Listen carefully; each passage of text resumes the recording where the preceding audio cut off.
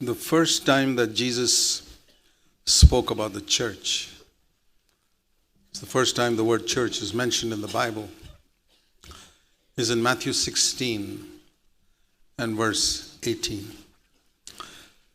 Now, in our last study, we saw that this great mystery,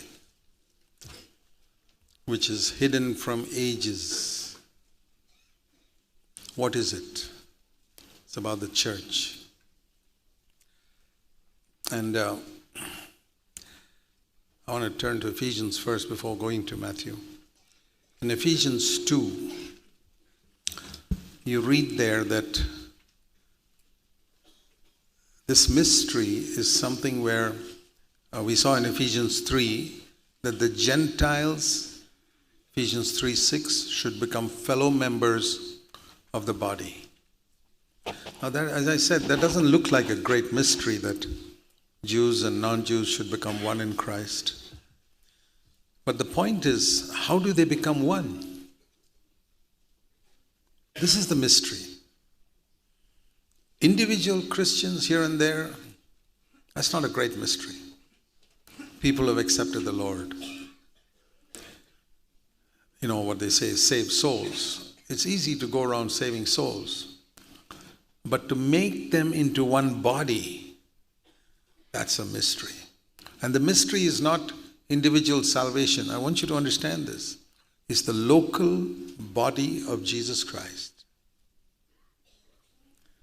And if you want to know how difficult it is to build that, just look around and see the amount of confusion there is in so many churches. And the only way that it can be done is if we can understand what happened on the cross of Jesus Christ. It says when Jesus died, he made, Ephesians 2:14, both groups into one. In the Hindu caste system, there are the upper class Brahmins and the lowest caste of, I don't know what they are, I'm not very familiar with it. But there's a group called the untouchables. I mean, they are so much untouchable that I've heard that the upper caste people, if that person walks by and his shadow falls upon this upper caste person, he's got to go and have a bath. That's why they keep these people at a distance. And to bring even an upper caste and lower caste person who's come to Christ one, see what a massive problem it is, even in India. And the Jews and non-Jews were far more separated than upper caste and lower caste in India. The greatest difference in caste system in India is nothing compared to the way the Jews looked at non-Jews. Now we can read in the Acts of the Apostles that Paul said, no, there shouldn't be any difference. But you try and go into the villages of India and convert the Brahmin and the lower caste person and say, now you got to mingle together and break bread together and drink from the same cup. And then you'll see what a difficulty it was to make Jews and Gentiles together. We read it so easily in the scriptures, but it was a tremendous problem.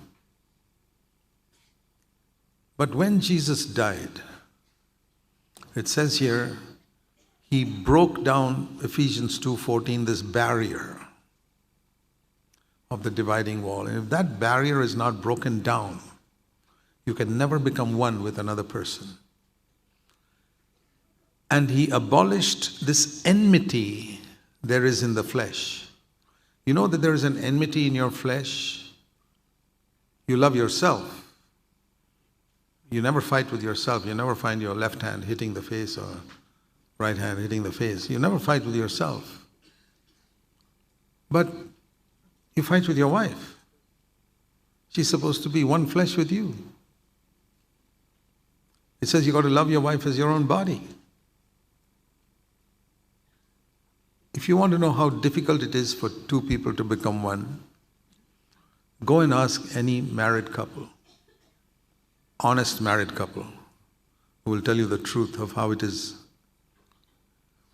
in them, how difficult it is to live at peace with one another, even for 1 month.